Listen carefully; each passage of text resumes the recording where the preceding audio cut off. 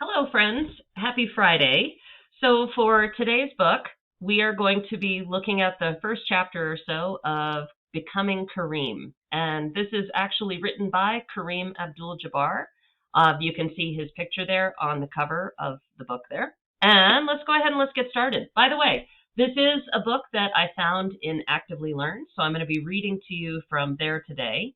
And so just ask Miss Acosta if you would like her to assign it to you, and she would be glad to do that so that you can continue reading.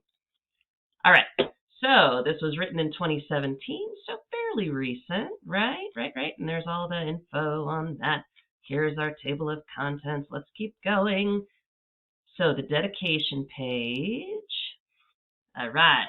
So I'm just going to read you a little of the introduction, and then we're going to get straight to chapter 1, okay? And then if you choose to go back and read the book, you can read the whole introduction. But my thought on introductions is sometimes we want to get to the meat of the story, and then later on, if you go back and look at the intro, then you'll learn more and be like, oh, that's where that came from. Anyway, introduction. Every kid needs a coach. The world knows me as Kareem Abdul-Jabbar. I'm in the basketball record books under that name. I traveled the world as a U.S. Global Cultural Ambassador under that name. Google lists me about 500,000 times under that name. I was inducted into the Basketball Hall of Fame under that name. I received the Presidential Medal of Freedom from President Obama under that name. Part of that name has been passed on to my 5 children and to my grandchild. But that wasn't the name I started life with or grew up using. When I was a child, my friends and family knew me as Louis Alcindor. Everyone called me Lou. When I was 24, I changed that. My team, the Milwaukee Bucks, had just won the National Basketball Association NBA championship, and I had been voted the finals most valuable player. Everything was going perfectly. The fans were cheering my name, Lou, and sports journalists were writing about how bright my future would be. I was at the height of the success I had worked so hard my whole life to achieve. Which is why it came as such a shock when the day after winning the national championship, I announced to the world that I was no longer Lou Alcindor, but Kareem Abdul-Jabbar, which means noble servant of God. The world responded, huh? 3 years earlier, while still a college student at the University of California, Los Angeles, I had quietly converted to Islam, which I had been studying for several years. People thought it was just a phase I was going through, an impressionable college kid experimenting with alternative ideas and lifestyles, like becoming a vegan or getting an eyebrow piercing. They figured that as soon as I signed a contract for major money with a professional basketball team, I would revert to my familiar former self. But by changing my name in such a high-profile way, I was announcing on a much grander scale that I was no longer Catholic, but Muslim, no longer Lou, but Kareem, and that I had no intention of going back. So I'm going to skip down to chapter 1 now so we can get into the story. Okay, here we go. Part 1, what my coaches through 8th grade taught me, even when they didn't mean to. You fail all the time, but you aren't a failure until you start blaming someone else. Football coach Bum Phillips. Ooh, that's a good quote.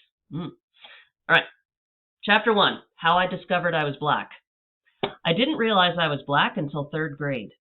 Although I was born in the predominantly black community of Harlem in 1947, I was raised in a multi-ethnic housing project in the Inwood section of Manhattan. Our project consisted of 7 buildings, each 14 stories tall, with 12 apartments on each floor. That totaled 1,176 apartments, basically a small, crowded city. Our neighbors formed a mini United Nations of Russians, Scandinavians, Jews, Irish, Puerto Ricans, and Cubans, along with about 15% black residents. My friends and neighbors spoke in a variety of lilting and guttural accents, which thrilled me. To be exposed to so many different cultures and languages and foods was so much more interesting to a curious little boy than everyone looking, talking, and acting the same. That's not to say that everybody always got along, especially the kids. We had our share of bullies and mean kids. Because I was taller than almost everyone my age, most neighborhood children didn't challenge me. But I was a well-mannered, gentle child who regularly attended church in my Sunday suit and tie with no desire to fight nor skills to win a fight. The hardcore bullies always seemed to know which kids, regardless of their size, didn't have any fight in them. So they zeroed in on me. One girl, Cecilia, who was 3 years older, made me her pet project for beatings. She had no particular reason to dislike me. It was as if she picked on me as a form of exercise. More than once, she chased me around the playground near our house. I'd try to outrun her, but she was fast and relentless. She always caught me and then gave me a few extra punches for making her run. Once, she chased me after Little League practice while I had my Louisville Slugger in my hand. I still ran, but this time when she cornered me on that same playground, I took a couple of tentative swings with my bat at her legs. If I'd actually hit her, I probably would have burst into tears, but that never happened. She sneered at my sad attempt at self-defense, snatched the bat from my hands, and shoved me to the ground. She straddled me and pressed the bat against my throat with a victorious smile. I flailed like an overturned beetle, afraid she would choke me to death, but eventually she hopped off and strolled away.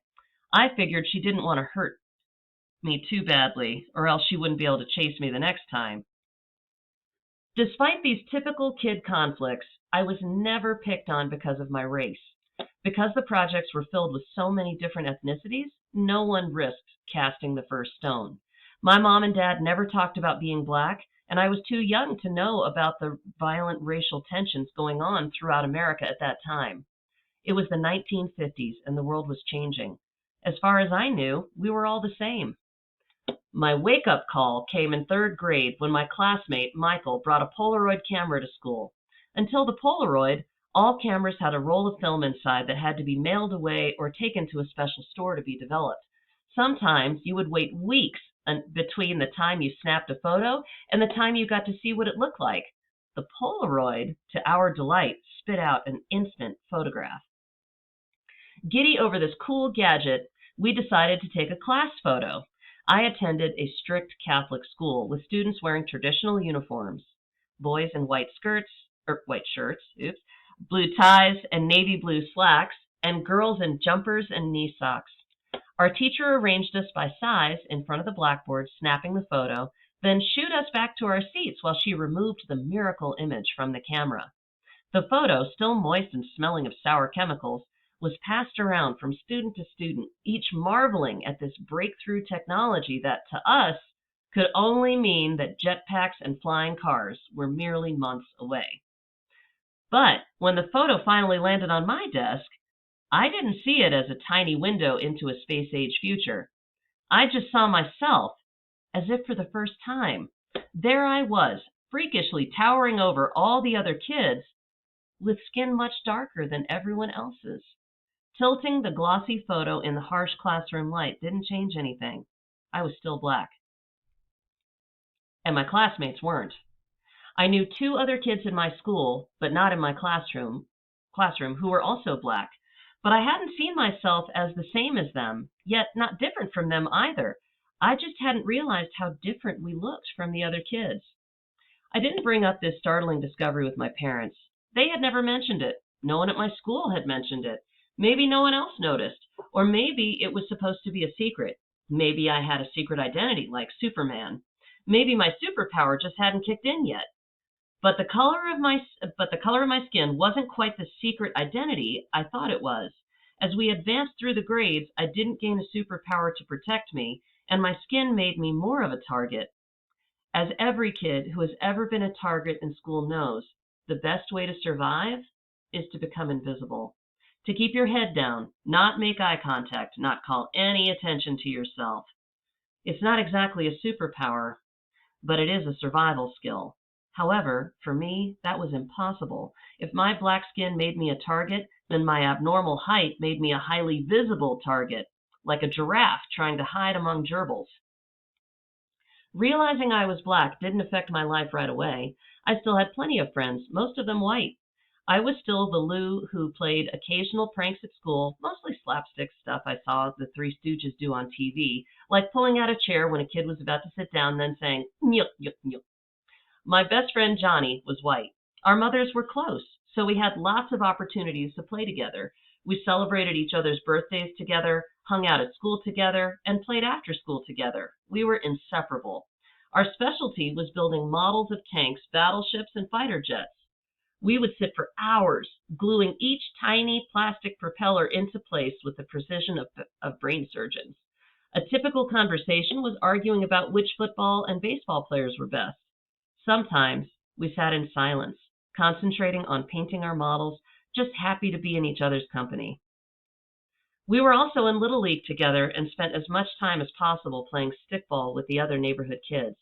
When we were together, no one picked on either of us because we had each other's back. They knew that even mild-mannered Lou wouldn't back down from a fight if anyone threatened Johnny. As far as both of us were concerned, we were each other's brother. Color didn't matter.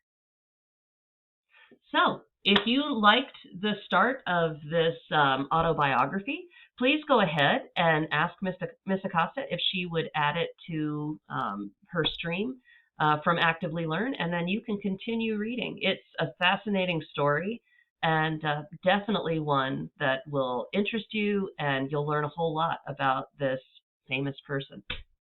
Have a great Friday.